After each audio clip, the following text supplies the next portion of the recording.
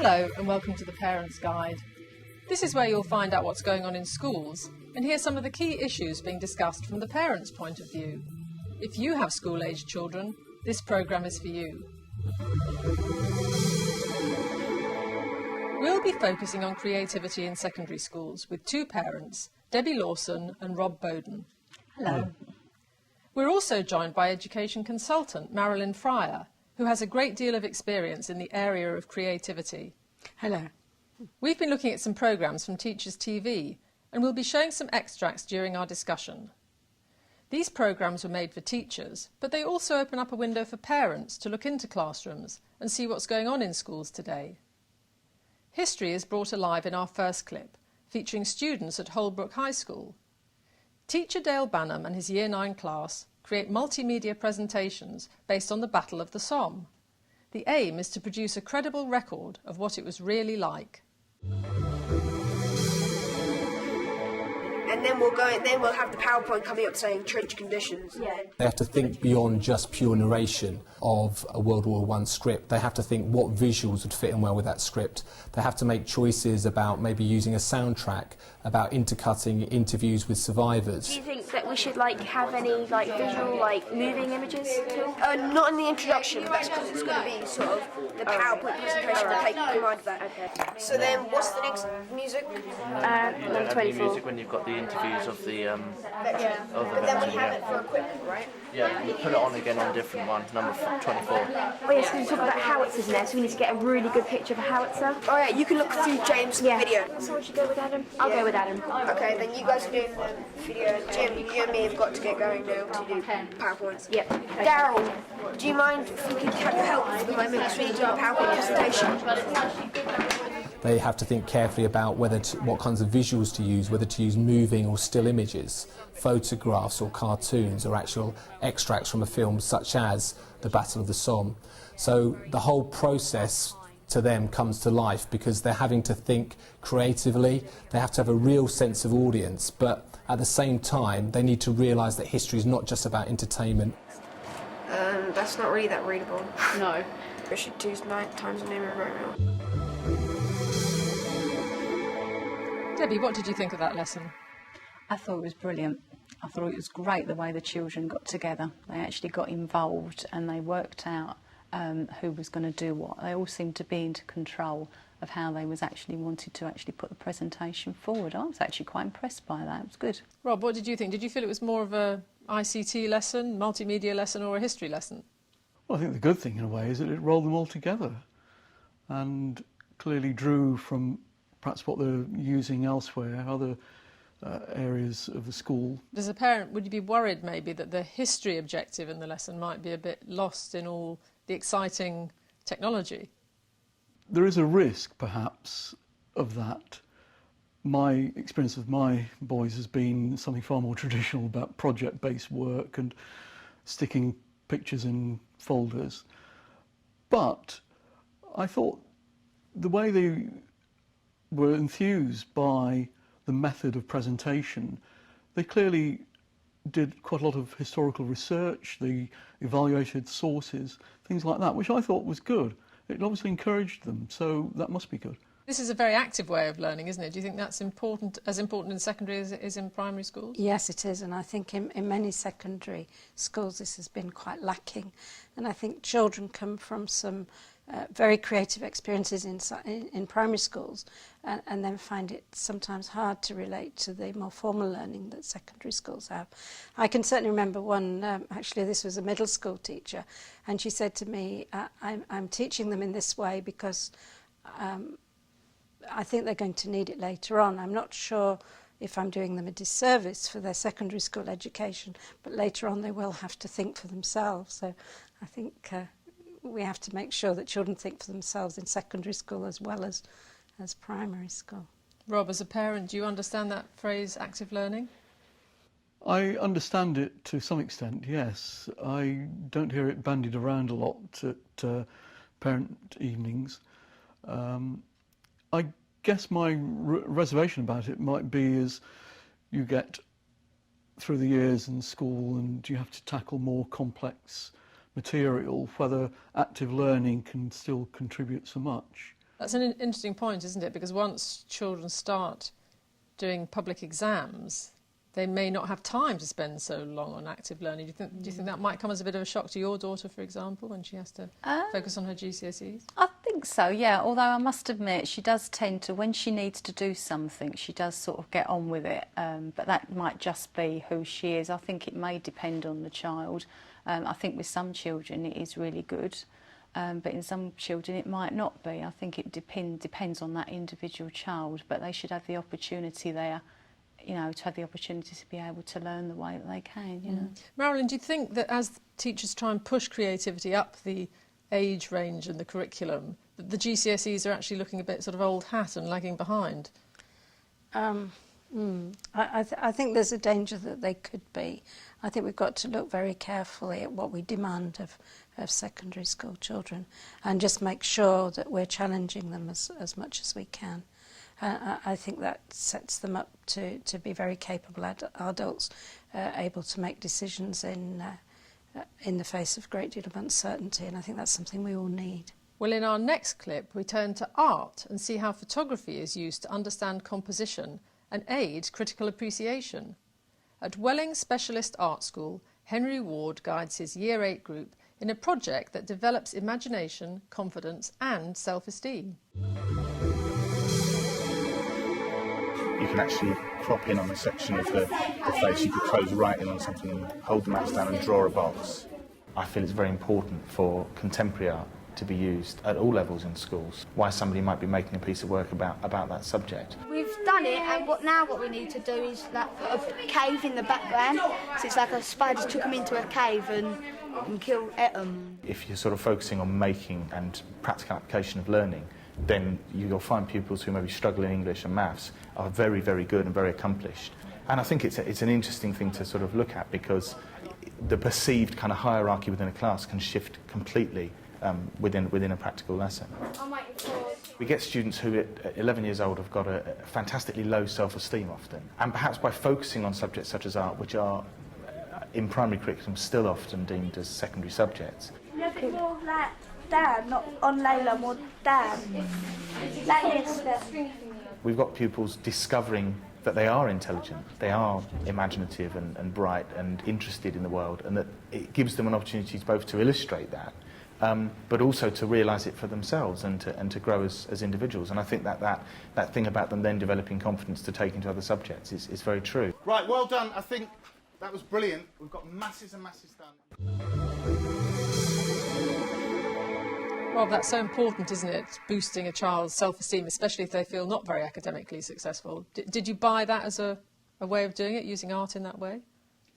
I did, actually. I thought it's a very good project that they're doing there, and it came across that the pupils there really got benefit from working on their own individual piece of work. They worked in a team, but the team was to help each individual within the team produce something. So I thought that's a very good way of doing something. How damaging do you think it can be to a child who loses self-confidence, especially in terms of their long-term achievement?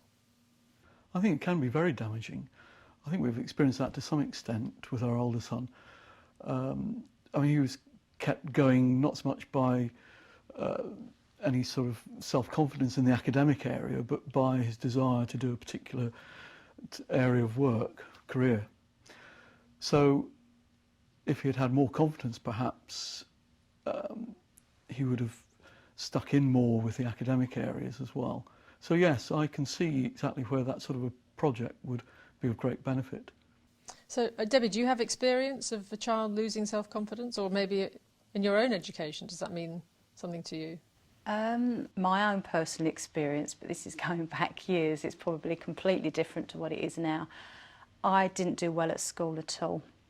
I lacked the confidence. I was never one of these children to put my hand up if there was a question. I used to always sit back because I used to feel really shy in coming forward, and I never had the teacher coming over to me saying, you know, what do you think, as a one-to-one, and I felt very embarrassed to actually sort of put forward or anything. So yeah. It's interesting that, Marilyn, isn't it? We haven't talked about shy children really, but they're often the ones in the class that don't put themselves forward. They don't speak much. They can get ignored. Yes. Can this approach do a lot for them? Oh, absolutely, yes. I think self-confidence is very important, not only for academic achievement and for their creative ability, but also for their development as an individual, which for me is what education is mainly about. We do some assessments of creativity and they include a self-esteem questionnaire, and I've been amazed at how many children feel that they're not valued, and I find that really sad. So building confidence is extremely important. Debbie, do you think that creativity is something that's you're naturally born with, or is it something that can be taught? I think some people don't realise that they necessarily have it until maybe they get into a situation where they get into it. I don't think people are naturally born into it, personally.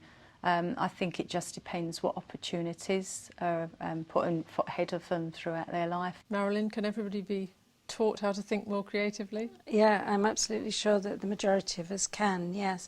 I mean, some people might have an aptitude for a particular field, but if you break down creativity into its component parts, you find it's made up of various skills, including thinking skills, access to knowledge, motivation and so forth. And we can all learn those elements more effectively. So yes, there's good evidence that we can develop our creativity and teach children to be more creative. Okay, well that's a very broad definition of creativity. Yes, it is. And next we look at a textile revolution taking place at the Haywood Community High School near Manchester.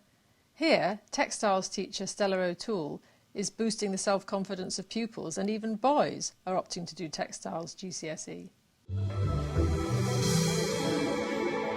For the first time in the history of education in Haywood, 3 boys have opted to take textiles to GCSE. I was delighted when I actually had 3 boys opt for textiles this year. We were counting through the slips. They have like a paper slip to decide their option, and I was going through them all hoping. And I was delighted. I knew one boy was definitely going to take it, but I was amazed that there was 3. And I think in a school where no one has taken textiles this year at GCSE, clearly that takes a strong character to say, well, actually, I'm going to do it. You know, I'm a boy and I don't care. I'm going to do textiles. I really want to have a go at that. What's so special about textiles? I just think making different kinds of clothing, using different types of fabrics.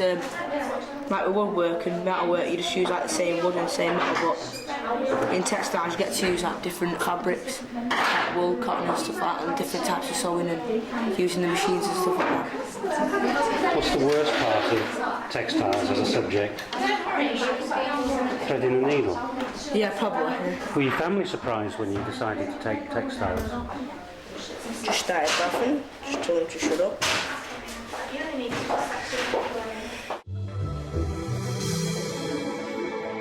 Debbie, well that film's a reminder, isn't it, that often the creative subjects are associated with girls. What did you think about that idea of trying to get more boys interested in them? I think it was good. I think a lot of it was because it was called textiles. I mean, years ago when I was at school, it was called needlework, and there would have been no way you would have got a boy near the word needlework. That would have been, it would have been laughed around the playground. But I think that's good because, you know, in industry now, there's a lot of opportunities for textiles and things, isn't there? There's going to be opportunities in different industries. So why not, you know, let them go forward. Let them show to people, look, you know, I'm going to go forward, I want to do this. I think it's good. Rob, do you think we can persuade boys that it's cool to sew? We can try. I think one of the problems is that, certainly at my boys' school, it's an either-or. You can do design technology, as my older son did. My younger son's doing graphics design. You can do electronics. You can do textiles. So really, it's a competitive market in a sense. And so you've got to persuade boys to do textiles rather than things that might be seen more traditionally as boys' areas, like electronics. Marilyn, that's an important point, isn't it? Because we're back again to the timetabling, the pressure of the exams, the choices, options that children have to make, often crowd out the opportunity to be creative. Yeah, I mean, again, I think it does come down to whether the teacher can enable creativity within their subject. But I agree with Rob, it's difficult when you have to choose between a range of subjects that you might want to do. But I also think it's odd that we don't see boys as sewing, because for years and years men have called themselves tailors and they sew, and that's acceptable. So perhaps it's how it's packaged. It's interesting, Rob, because that teacher, I believe, had a background outside teaching in industry, and do you think that might be the way into making it more interesting to boys? It could be, yes. Certainly give her a status, I think, that maybe somebody just become a teacher at the start of their career and that's all, wouldn't have. So I think, you know, she probably has quite a lot of credibility amongst the pupils. But Debbie, how much do you think that it is down to the individual teacher, and that maybe some teachers are subconsciously perpetuating these gender stereotypes by pushing girls towards one area of curriculum and pushing boys towards another? Yeah, I mean, I actually believe, I mean, I may be very controversial in saying this, but I feel that when you have the teachers there, I feel that it would be a lot better if you had a lot more people who came from the outside in, because they have the enthusiasm for that particular subject, and they don't have any stereotypes about, oh, you know, this is boys' subjects, this is girls' subjects. They just want to push forward their particular subjects. What do you think, Marilyn? Do you think schools should be bringing more experts in? Yes, I do. One of the things we've been doing recently is interviewing young people seeking work, particularly young people from ethnic minorities, and those who are finding it difficult. This is a Bradford Equal EU project. And they've all said, we wish more and more people would come in from industry to tell us what the options are, because when we're choosing our options, when we're looking to careers, we really don't know what's out there. And are there schools that are doing this now? Yes, but I feel that, again, there are problems with the timetable and how much they can do that. So they've got to be quite creative about finding the space and the time for people to come in. And I think there are quite a lot of employers who are willing to do it if a route can be found to enable that. Well, now we're going to turn to music and visit Springwood High School in Norfolk, where the teachers are using technology to combine traditional music with modern music. This clip challenges expectations about what can be achieved in the classroom. What music technology does at a basic level, it allows for all the children in a class to engage in a productive, worthwhile way with starting to make music. The challenge from that point on for music departments is to look at ways they can use technology, and maybe it's to do with increasing the range of software they provide, so that those pupils who have been hooked can continue to make music which they find stimulating, challenging and worthwhile. These are pieces of work which aren't finished. The first exhibit from the far corner. And then at the end of the lesson, what we try to do is then play some examples that the students have done so that they can see that, you know, they're doing wonderful things. And I don't just choose those musicians that have got grade 6 flute. Yeah, I will also choose those people that come in at the beginning of the year going, I'm not a musician, so I can't find my way around a keyboard.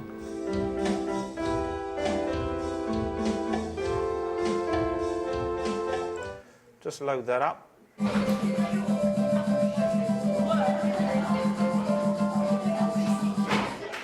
Short and sweet.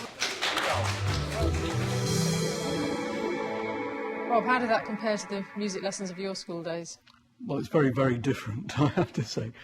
I can see the huge benefits of IT-based composition in that it seems just about everybody is able to compose something and hear it, and it sounds good. And I suppose the odd thing is that music traditionally has been something you've heard your child practice upstairs in the bedroom, hopefully. So you've been able to hear the product, whereas with such a high IT content, it can only be done in school, and you don't get any form of feedback as a parent from what they're doing. So I can see some limitations in the approach. It's very internal to the school. Marilyn, do you think there's a danger we'll lose the traditional music teaching methods if we go too far down this road, using technology? We may do, but I feel that perhaps the students will feel that when they've got the ones who have been introduced to music through the computers will then get curious about other ways of making music, and hopefully will go on to try those out if they haven't already. I think for some pupils it could stop with what they do on the computer, but then maybe those would have been the young people who wouldn't have got into music anyway. I mean, most young people really like music. Music's a big part of their lives, so the more we can open it up through whatever means, it can only be a good thing. Debbie, your daughter did play the clarinet, but now doesn't. Now she's at secondary school. What happened? She didn't like the teacher. They had a teacher that came in that specifically taught the flute, and she didn't get on with him. And she just decided to give up. And I thought, well, I'm not going to pressurise her into do it. Although she does still play occasionally at home.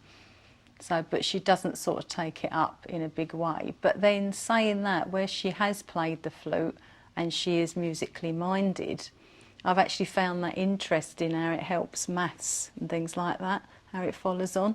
So you've seen a link between music and the broader curriculum, Yeah. not just as a self-contained Personally, yeah, I would say that they seem to go along hand in hand to me. Marilyn, is there a proven link between music and boosting attainment in other areas of the curriculum? Well, I mean, you're learning how to deal with a code or a pattern, communication pattern, and I can see the link with maths, as you say. Just to come back to the textiles, I have a colleague who teaches maths through textiles, and I think, again, there's a similar link. So I think the arts have got a big potential for enabling creativity in other areas. Well, of course, music is just one area of the performing arts, and in our last clip, we feature a specialist performing arts school in Birmingham, where drama teacher Katie Fanshawe encourages all staff to use drama techniques. In a science lesson about the digestive system, students proved that learning can be fun. Pick up on the facts that they're putting in. Pick up on the things they say in the narration. Pick up on the actions that they do to show you. Because if you watch their actions and movements, it might help you to remember it better. Digestion starts with mechanical digestion, which is chewing. After the food is broken into smaller pieces, it passes down the gullet. It's a great idea, instead of just writing down in your book what you would do, it's a great idea to act it because you know what you're doing and how the system works. There are 3 types of enzymes in the small intestines. I break down protein. I break down carbohydrates. In a couple of years' time, you could think back and say if you weren't acting out, you were just writing it down, you could think back and you could forget all about your science. But if you act it out and then you can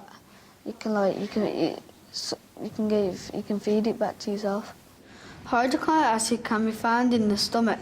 This kills the germs and makes ideal condition for the protease enzymes. I think it's fun. Like, sometimes science lessons are a bit boring, but like, it's just mixed it back together and made it really fun. So I've really enjoyed it. Debbie, science being made fun. What did you think of that? That's how I think all lessons should be, personally. I learnt more looking at that particular piece in 5 minutes than what I ever did when I was at school. And I think to myself, if there was a child there that at the end of it turned around and said that at the end of the time, if he could remember that more than what he could do if he was writing it down. And I think to myself, well, why can't all subjects be like that? That would have been, if I'd had that at school, I think I would have been Brain of Britain. Because I could have been able to relate to that. I was really impressed by that. I thought it was great. Wonderful. That is how it should be. Drama as a learning tool. Would you want to know that they were going away somewhere later on to write it down? Well, I suspect that if not having written it down beforehand, had been through the whole digestive process in the classroom and then had done the drama work as a result of that, and this was almost in a way confirmation and a memorising tool.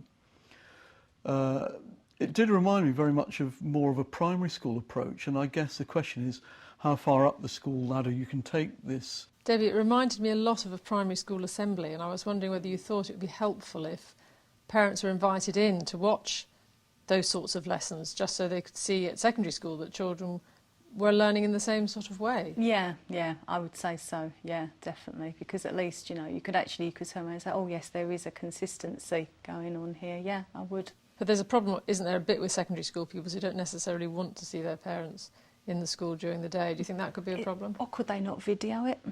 Maybe.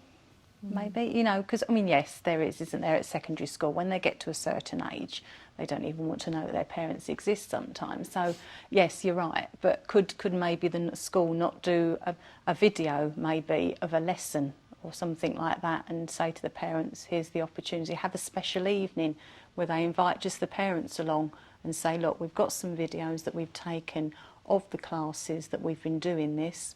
Tell us what you think. Marilyn, what do you think of that idea? I think that's a brilliant idea. I think that would be really good. And I very much support the idea of educational drama. And coming back to Rob's point about writing, I think it's possible to integrate the writing with the drama itself, so that becomes part of the whole project. So, I mean, drama is really the ultimate active learning experience, isn't it? Because you're using so many of your senses at the same time. Do you think it's got enough of a place in the curriculum now? The secondary school my boys have gone to and are going to, yes, I think it's quite a strong department, drama. But I'm not sure about it being used across the curriculum so much. In a sense, the first piece we saw, where they produced a documentary of the Battle of the Somme, in a sense that was drama. So clearly they were just naturally doing it. I mean, in the last piece we've seen, the drama teacher actually runs classes for the teachers. So, you know, I haven't come across that at all. I suspect that's quite unusual.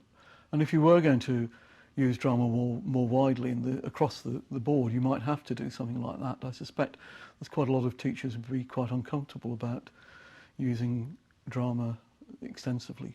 So just to look at creativity more broadly, Debbie, I mean, how far do you think we should be really encouraging it to be spread across the secondary curriculum rather than just having it almost as an out-of-school activity, which it can become in some schools? I think if you had a school that maybe older teachers who are taught in the old values of things, that could be a really hard problem trying to persuade them. But I think the schools should be given the opportunity to do it. And again, not necessarily would it go forward in all subjects, but I think that it should, at the end of the day, opportunity has to be there, whatever subject it's in. Well, I think most parents would probably agree with that comment, but we have to end it there. You can have your say, though, by emailing parents@teachers.tv, and you can find all the information about programmes you have seen and more on our website at Teachers TV, details at the end of this programme. Thanks to my guests, Marilyn, Debbie and Rob. Goodbye. And from myself, Fiona Millar, thanks for joining us, and until next time, goodbye.